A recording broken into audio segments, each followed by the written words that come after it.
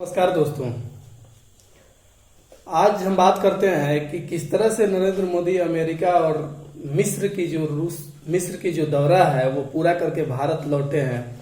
और भारत लौटते ही देर रात भारत लौटे और एयरपोर्ट पे जो स्वागत करने के लिए जेपी नड्डा खड़े थे। जेपी नड्डा तो लगता है कोई काम धाम नहीं है, वो हमेशा स्वागत के लिए खड़े रहते हैं। और बहुत सारे दिल्ली के जो सांसद हैं वो खड़े थे, जैसे मनोज तिवारी, गौतम गंभीर, प्रवेश वर्मा, ऐसे लोग खड़े थे और स्वागत करने के लिए फूल दे रहे थे। लेकिन प्रधानमंत्री ने आते ही जेपी नड्डा से सवाल पूछ लिया कि भारत में क्या चल रहा है, देश में क्या चल रहा है। तो मुझे लगता है प्रधानमंत्री को इस बात को बताने की जरूरत है कि देश में क्या चल रहा है, और हम बताते हैं कि देश में चल क्या रहा है। आपके नेता और जो कैबिनेट मंत्री हैं वो किस तरह के बयानात दे रहे हैं और भारत में मणिपुर जैसे हालात पर क्या चल रहा है, ये हम आपको बताते हैं। तो हम बात करते हैं कि जब सवाल पूछा गया, नरेंद्र मोदी ने सवाल पूछ लिया जेपी नड्डा से कि देश में क्या चल रहा है, तो मुझे लगता है इस बात की खबर होगी। कोई भी भारत के या किसी भी देश का प्रधानमंत्री अगर विदेश दौरे पे जाता है तो उसे पता ही होता है कि क्या चल रहा है। लेकिन जब सवाल पूछा गया तो हम ये बात करते हैं कि किस तरह से देश में जो चल रहा है हम उस पर बात करते हैं। आज हम बताते हैं देश के प्रधानमंत्री को कि भारत में चल क्या रहा है और देश में चलना क्या चाहिए और चल क्या रहा है।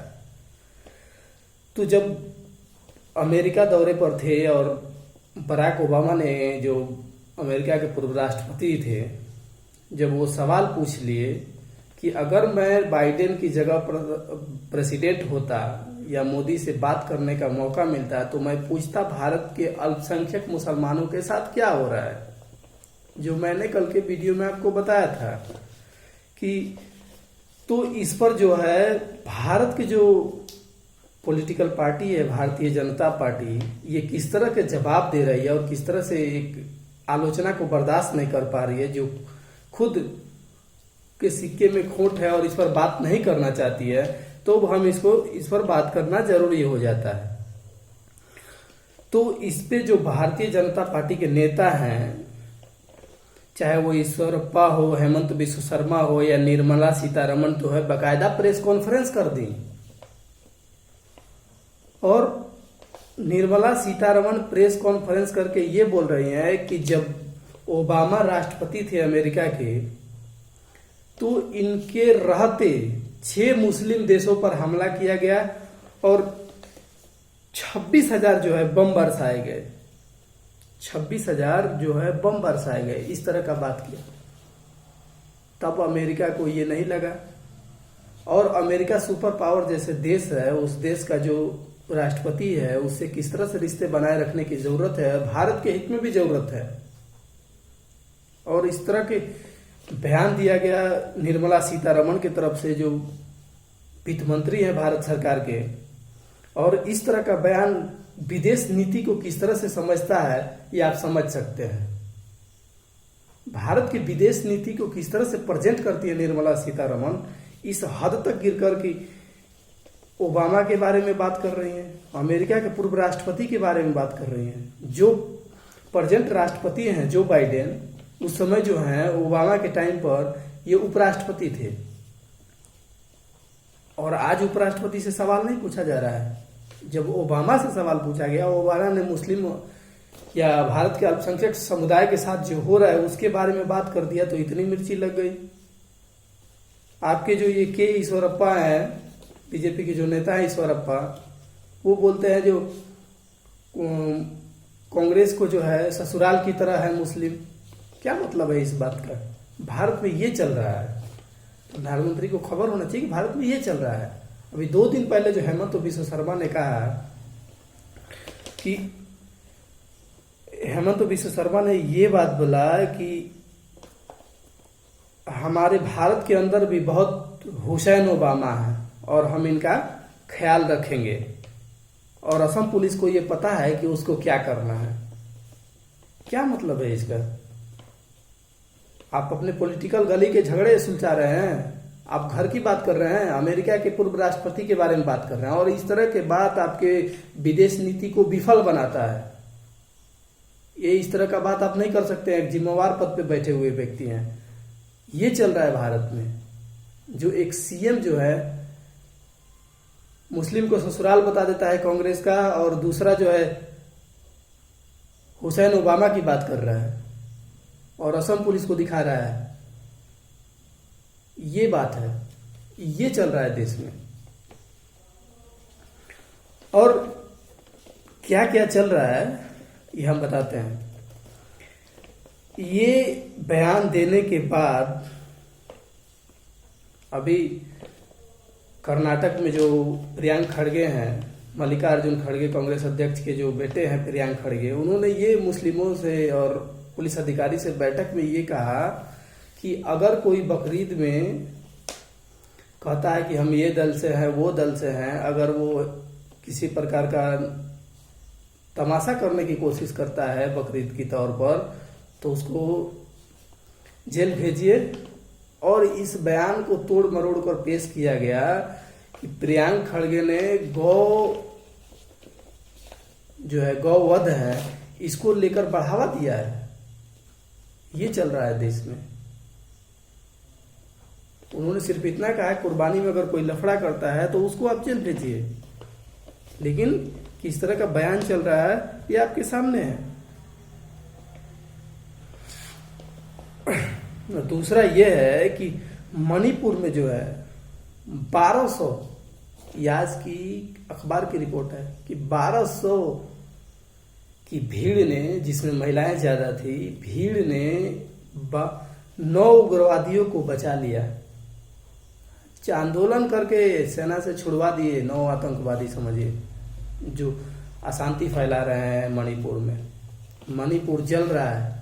पिछले 2 महीने से इसकी कोई चर्चा नहीं कर पा रहा, और ना ही चर्चा हो रही है कि किस तरह मणिपुर जल रहा है, इसका जवाब कौन देगा। और देश के प्रधानमंत्री ये पूछ रहे हैं कि चल क्या रहा है, देश में क्या चल रहा है। देश में ये चल रहा है जिसका ध्यान किसी को नहीं है। मणिपुर जल रहा है तो जलने दीजिए, लूट रहा है तो लूटने दीजिए, उससे किसी का मतलब नहीं है।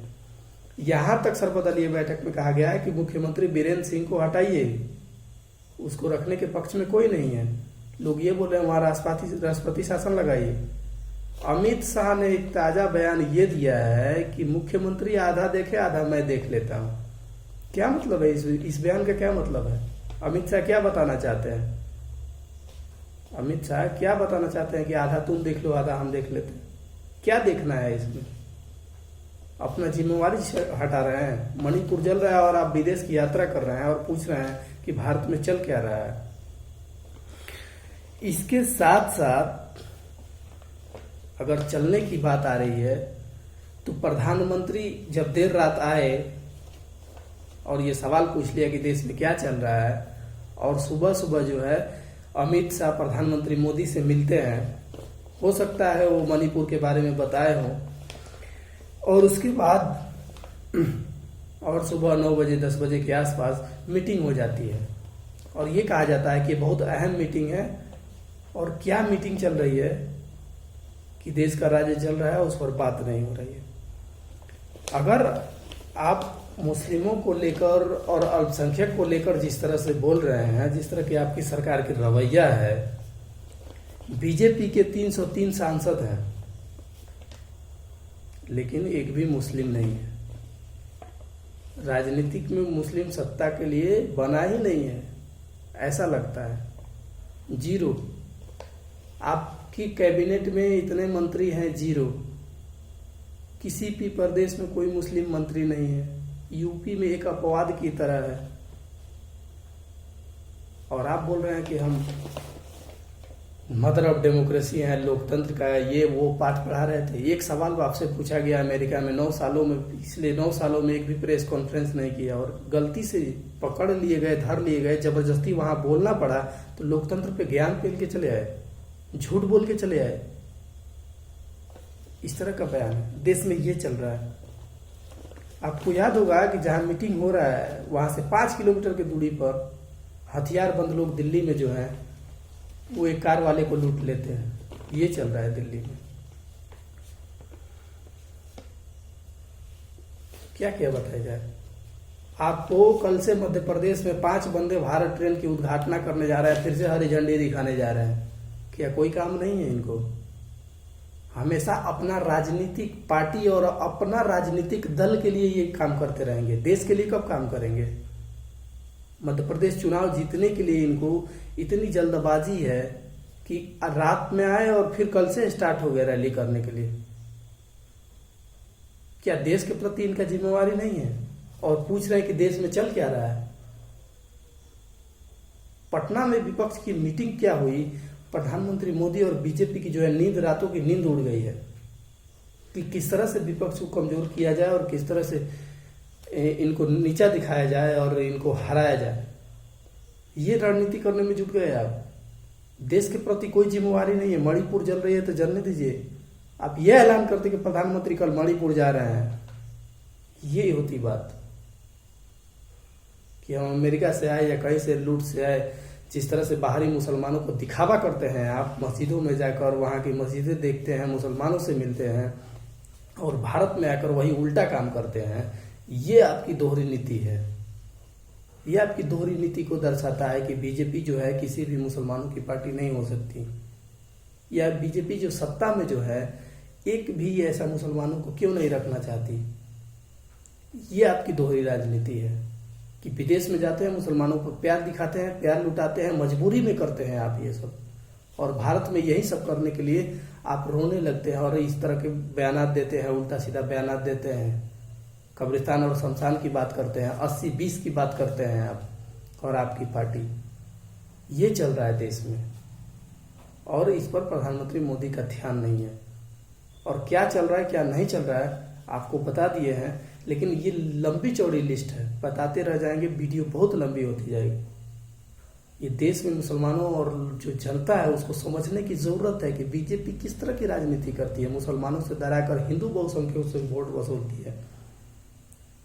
जब 80-20 की बात हो रही है तो क्या 20 मुसलमान 80 पे भारी हैं कि वोट लेने के लिए आप 80-20 इस तरह के दंगे और इस तरह से करवा रहे हैं, आप इस तरह से लोगों को उल्टा सीधा बक रहे हैं और जो धार्मिक बयान है वो बयानबाजी कर रहे हैं। आप 80-20 की बात कर रहे हैं तो 20 आदमी से डराकर 80 आदमी से आप वोट ले रहे हैं और आप बात करते हैं कि किस तरह से मुसलमानों से हमको प्यार है, लोकतंत्र है, देश में ये है वो है, फलाना ढिमकाना, इस तरह का बयान देते हैं। तो आप देखते रहिए वीडियो, लाइक और शेयर कीजिए, सब्सक्राइब कीजिए। अगर फेसबुक पेज पर देख रहे हैं तो फॉलो कीजिए। फिर मिलते हैं कल एक नए वीडियो के साथ और आप देखते रहिए कि देश में चल क्या रहा है। इसका जवाब इतिहास में आपको देना पड़ेगा, ये लिखा जाएगा कि जब ये सब हो रहा था तो भारत के जो जनता थी वो क्या कर रही थी। फिर मिलते हैं एक नए वीडियो के साथ। जय हिंद, जय